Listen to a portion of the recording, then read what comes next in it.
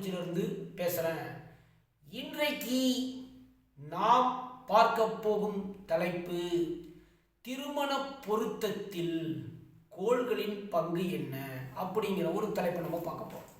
இப்போது திருமண பொருத்தம் அப்படின்னு சொல்லிட்டு இருக்கிறாங்களே, இது உண்மையா? இதையும் நம்ம பார்க்க போகிறோம். சரி, இப்போ திருமண பொருத்தத்தில் கோள்களின் பங்கு.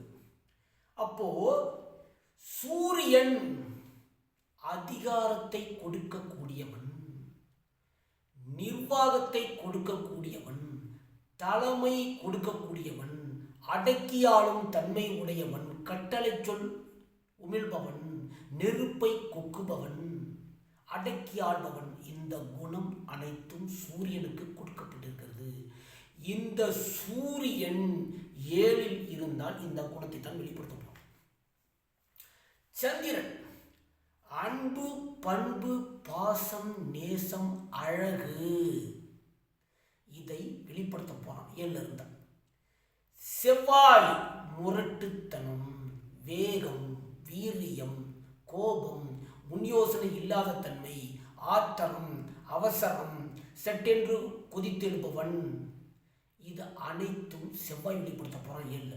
புதன் அறிவாளி, அறிவுத்திறனை வெளிப்படுத்த போறான், புத்திசாலித்தனத்தை வெளிப்படுத்த போறான், தந்திரத்தை வெளிப்படுத்த போறான், நகைச்சுவை உணர்வை வெளிப்படுத்த போறான், சென்ஸ் ஆஃப் ஹியூமரை வெளிப்படுத்த போகிறான். அட் ப்ரெசென்ட்டில் வாழக்கூடிய தன்மையை புதன் கொடுப்பான், வியாபார நோக்கத்துடன் அந்த நிலையை கொடுப்பான். இது புதன். குரு ஒழுக்கத்தை கொடுப்பான், நீதியை கொடுப்பான், நேர்மையை கொடுப்பான், நாணயம் கொடுப்பான், நல்லவன் குரு, நல்ல குணங்களை உடையவன் குரு 7ல் இருந்தான். 7ல் சுக்கிரன் அழகு, இன்பம், ஆடம்பரம், மகிழ்ச்சி, சந்தோஷம், சிரிப்பு, அனைத்து விதமான இன்பங்களையும் அனுபவிக்கும் தன்மை, இது அனைத்தும் 7ல் சுக்கிரன் கொடுப்பான். சனியை என்ன? சோம்பேறி குணம், தாழ்மையான குணம், தள்ளி போடுற குணம், பொறாம குணம், அடுத்தவர் வாழ பொறுக்காத குணம், முதுகில் குத்துக்கிற குணம், நயவஞ்சக குணம், நம்பிக்கை துரோக குணம், சட்டத்திற்கு புறம்பான அனைத்து விதமான செயல்களும் சனிக்கு சொந்தம். இந்த குணத்தை நம்ம கொடுத்துட்டோம். 7ல் சனி இருந்தால் அது மட்டும் ஏழ்மை குணத்தையும் கொடுத்துட்டோம். ஏழ்மை, குப்பை, சாக்கடை, இது என்னென்னமோ சொல்லிட்டு போகலாம். இது 7ல் சனி இருந்தால் இந்த காரக குணங்களில் ஒரு தன்மையுடைய மனைவி. 7ல் ராகு. 7ல் ராகு எதையும் வெளிப்படையாக இல்லாதவன், வெளிப்படுத்தாதவன், தன்னை மறைத்துக் கொள்பவன், மறைந்திருப்பவன், தன்னை வெளிக்காட்டி கொள்ளாதவன். ராகு என்பவன் இருட்டு, வெளிப்படையாக எதுவும் செயல்படுத்தாதவன், திடீரென்று செயல்படுத்தக்கூடியவன், திருடன் வச்சுக்கணும். கேது விரிவடைந்த சிந்தனை. 7ல் ராகு இருந்தால் அது படம். 7ல் கேது இருந்தால் விரிவடைந்த சிந்தனை, அதாவது நாலா பக்கமும் சுத்தின்னு ஒரு முடிவு சொல்லுவாருங்க. இருட்டான அறைக்குள்ளே இல்லாத கருப்பு பூனை தேடுவது போல் உள்ளது. இதாங்க கேதுங்க. இயல்பான நிலையிலிருந்து இயல்பற்ற நிலைக்கு திசை திருப்பி வர்றது எங்கள் ஐயா தாங்க. நல்லா இருக்கிற மனுஷனை பஞ்சாயத்தில் விடுறதும் எங்கள் கேது தாங்க. விட்டேத்தியும் எங்கள் நாங்கள் தான், விரத்திக்கும் நாங்கள் தான், தனிமைக்கும் நாங்கள் தான், துறவுறதுக்கு நாங்கள் தான், போலி சாமியாருக்கு நாங்கள் தான், உண்மை சாமியாருக்கு நாங்கள் தான். இத்தனை குணத்தையும் நாங்கள் கேதுக்கு கொடுத்துருக்குறோங்க. அதாவது என்ன அப்படின்னா, குணங்களை அடிப்படையில் குணமே பிரதானப்படுத்தப்படுகிறது, பரிகாரம் பிரதானப்படுத்தப்படவில்லை என்ற உண்மையை மக்கள் உணர்ந்து கொள்ளுங்கள். தயவு செஞ்சு சொல்றேன், குணம்தான் இங்க பிரதானப்படுத்துகிறது.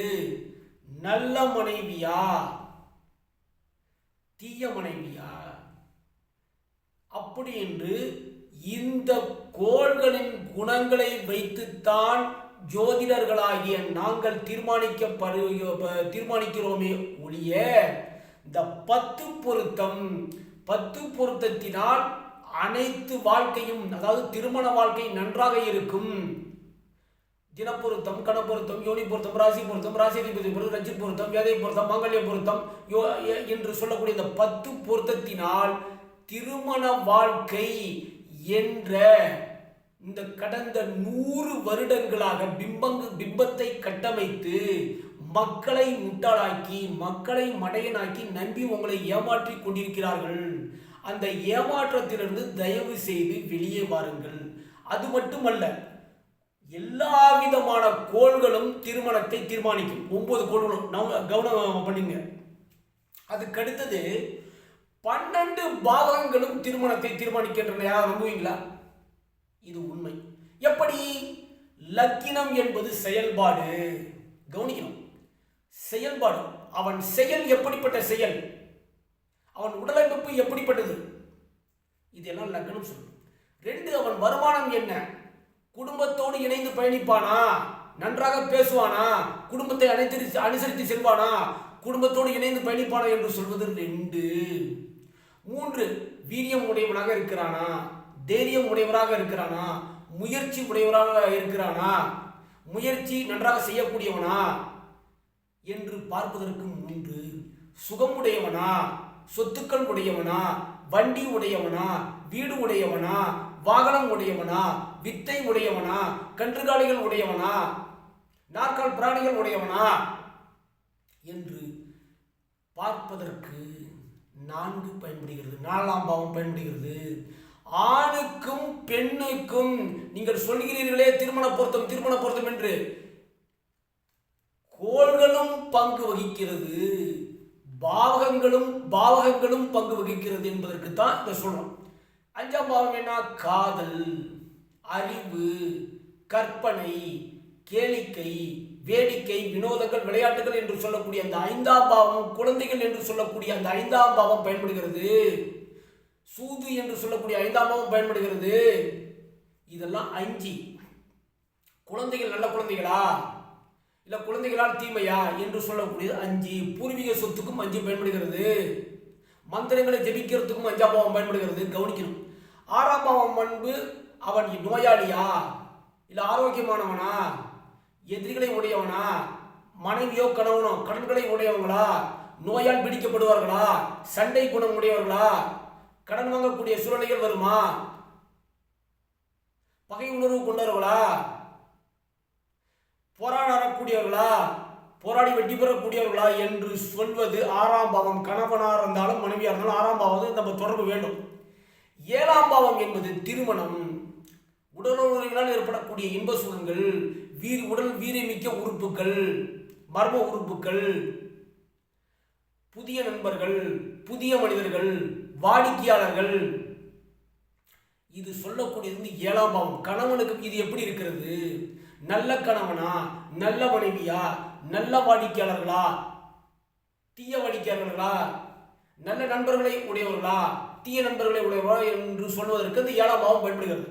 இந்த 8ஆம் பாவம் என்று சொல்லக்கூடிய ஆயுள், ஆணுக்கு ஆயுள் எவ்வளவு, பொண்ணுக்கு ஆயுள் பலம் நன்றாக இருக்கிறதா, எதிர்பாராமல் விபத்தில் சிக்குவார்களா, இல்லை எதிர்பாராமல் அதிர்ஷ்டம் இவர்களுக்கு ஏற்படுமா, உயிர் சொத்துக்களினால் லாபம் அடையக்கூடியவர்களா, இல்லை வெளிநாடுகளில் சென்று வசிக்கக்கூடியவர்களா என்று அந்த 8ஆம் பாவத்தை வைத்து நம்ம பார்க்கலாம்.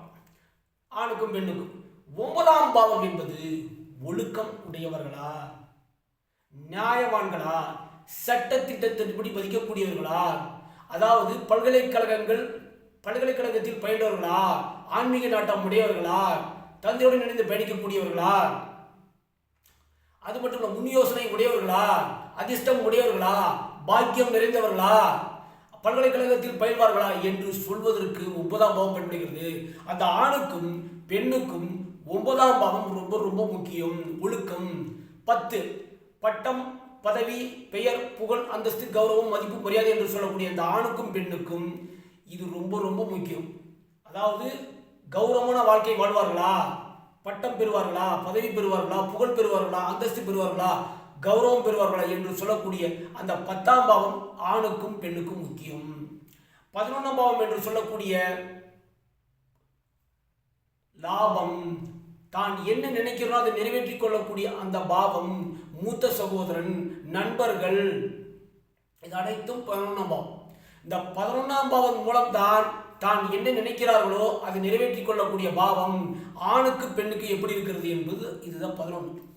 12 செலவுகள், நல்ல தூக்கம் வருமா வராதா, நல்ல தூக்கம் உடையவர்களா, நல்லபடியாக செலவு பண்ணுவாங்களா, இல்லை வீணா போன செலவு பண்ணுவாங்களா, தெண்டை செலவு பண்ணுவாங்களா, அலைச்சல் உடையவர்களா, பயணங்கள் விருப்பமுடையவர்களா, இடமாற்றங்கள் அடிக்கடி ஏற்படுமா, காணா போதல், வீணா போதல், கரைந்து போதல், தொலைந்து போதல், இல்லாமல் போதல், மறைந்து போதல், பரதேசியாக தெரிதல், பன்னடாக தெரிதல் என்று சொல்லக்கூடிய அந்த 12ஆம் பாவம் எப்படி இருக்கிறது? வெளிநாட்டில் கொண்டு வசிக்கக்கூடியவர்களா, இல்ல 12ஆம் பாவம் கிட்ட நாடு கடத்தியவர்களா என்று பார்ப்பது 12ஆம் பாவம். திருமண பொருத்தம் என்பது ஒரு தனி மனிதனோட தலையெழுத்தை வாசிப்பதற்காக மட்டுமே.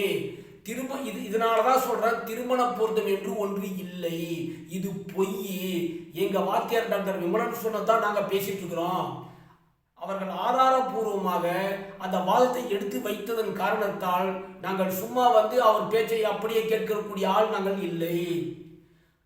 ஆதாரபூர்வமாக அவர் வாதத்தை எடுத்து வைத்ததன் காரணமாகவே அந்த வாதம் எங்களுக்கு சரியாகப்பட்டதனால்தான் இந்த வார்த்தையை உமிழ்க்க வேண்டியது, அதாவது இந்த வார்த்தையை உதிர்க்க வேண்டியதாகிவிட்டது. திருமண பொருத்தம் என்பது இல்லை. ஒரு ஆணின் தலையெழுத்து, ஒரு பெண்ணின் தலையெழுத்து. ஆணின் குணம், பெண்ணின் குணம். ஆணின் இயல்பு, பெண்ணின் இயல்பு. ஆணின் இயல்புகளோடும் ஆணின் உணர்வுகளோடும், பெண்ணின் இயல்புகளோடும் பெண்ணின் உணர்வுகளோடும் ஒத்து போகுமா, ஒத்து போகாதா? இவர்கள் இணைந்து கடைசி வரைக்கும் பயணிப்பார்களா? இவர்கள் தசாபுத்தி நன்றாக இருக்கிறதா? பாவகங்கள் நன்றாக வேலை செய்கிறதா? நல்ல பாவங்கள் திசை நடக்கிறதா? தீய பாவங்கள் திசை நடக்கிறதா? எந்த பாவத்தில் திசை நடக்கிறது? குணங்கள் எப்படிப்பட்ட குணங்கள்? கணவனுக்கும் மனைவிக்கும் நல்ல குணங்களா, தீய குணங்களா? அவர்கள் நல்லவர்களா, கெட்டவர்களா? நல்ல பாவத்தில் நடக்கும்போது அவர்கள் எப்படி செயல்படுவார்கள், தீய பாவத்தில் நடக்கும்போது பிரச்சனைகள் எப்படி வரும் என்று அலசி ஆராய்ந்து அவர்களுக்கு வழிகாட்டுவதே ஜோதிடர்களின் வேலை. தலையெழுத்து எப்படிப்பட்டது, ஒரு ஆணின் தலையெழுத்து, ஒரு பெண்ணின் தலையெழுத்து எப்படிப்பட்டது என்று சொல்வதற்குத்தான் நாங்கள் ஜாதகம் பார்க்கிறோம். திருமண பொருத்தம் என்று சொல்வதற்கு ஒன்றுமே இல்லை. அதே சமயத்தில் இன்னொன்று சொல்லுவாங்க, திருமண பொருத்தத்தின் மூலமாக, அதாவது 10 பொருத்தத்தின் மூலமாக ஆண்மை குறைவை கண்டுபிடிப்பேன் என்று சொல்லாவே பொய்யுங்க. இந்த சுக்கிரன் ராகுனா ஆண்மை குறைவு, சுக்கிரன் கேதுனா ஆண்மை குறைவு, செவ்வாய் கேதுனா ஆண்மை குறைவு என்று சொல்லிக்கொண்டு முட்டாளாக்கி கொண்டிருக்கிறார்கள். உண்மை என்னவென்றால், வீரிய கோள்கள் என்று சொல்லக்கூடிய செவ்வாய், சூரியன், குரு நல்லா இருந்தாவே போதுங்க. ஆண்மை குறைவு சுக்கிரன் கேதால, சுக்கிரன் ராகால, செவ்வாய் கேதால ஆண்மை குறைவு அப்படின்னு 19 சொல்லிக்கொண்டு மக்களை முட்டாளாக்கி மடையனாக்கி இன்று பொருத்தம் என்கிற பெயரில், 10 பொருத்தம் என்கிற பெயரில் அவங்க நம்ப வைத்து ஏமாற்றி கொண்டிருக்கிறார்கள். லக்னம் என் நிலை என்ன, லக்னாதிபதியின் நிலை என்ன, 9ஆம் பாவத்தின் நிலை என்ன, 5ஆம் பாவத்தின் நிலை என்ன, 3ஆம் பாவத்தின் நிலை என்ன, சட்பலத்தின் நிலை என்ன, இத்தனையும் ஆராய்ந்து பிரிடிக்ஷனை மக்களிடம் எடுத்து கூற வேண்டும் என்பதே உண்மை. கோள்கள், அனைத்து கோள்களும் 12 பாவகங்களும் திருமணத்திற்கு, மன வாழ்க்கைக்கு ரொம்ப ரொம்ப முக்கியம். திருமண பொருத்தம் என்பது அங்கே எடுபடுவதில்லை.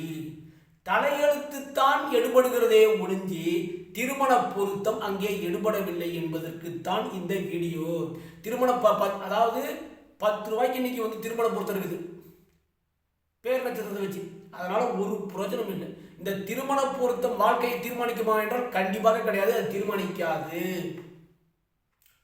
கோள்களின் இயல்புகள், கோள்களின் குணங்கள், பாகங்களின் குணங்கள், ராசிகளின் குணங்கள், நட்சத்திரத்தின் அடிப்படையில் வள குணங்கள், லக்ன குணங்கள்,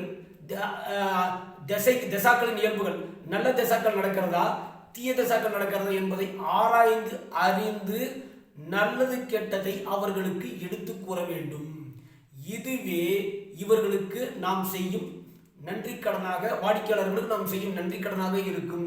அதை விடுத்து இந்த 10 பொருத்தம் என்று சொல்லி மக்களையும் ஏமாற்றி, வரக்கூடிய வாடிக்கையாளர்களும் ஏமாற்றி, இதனால் வரும் வாழ்க்கை ரொம்ப கொடுமை. உண்மையை சொல்லி, உண்மையை பேசி நன்மை அடைய வேண்டும் என்பதே என்னுடைய எண்ணம். அந்த திருமண பொருத்தம் என்பதே பொய் என்பதற்கு தான் இந்த காணொளி பதிவிட வேண்டியது ஆயிற்று. நன்றி, வணக்கம். வாழ்க வளர்க. அனைவரது வாழ்வும் சிறக்கட்டும், அனைவரும் மகிழ்ச்சியாக இருக்கட்டும். நன்றி மறப்பது நன்றன்று.